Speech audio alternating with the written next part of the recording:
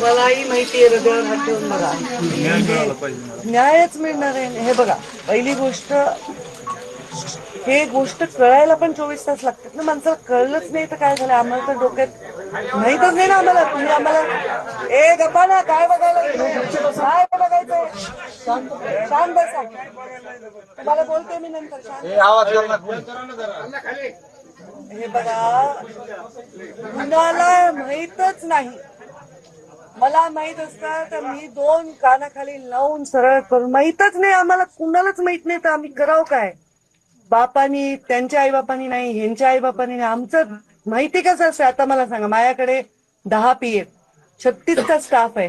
त्यांच्या घरात काय चाललंय? हाताखाली काम करणारे पगारी माणसांनी मला काय माहिती तुमच्या घरात काय चाललंय? बरं, मी आलो होतं का स्थळ?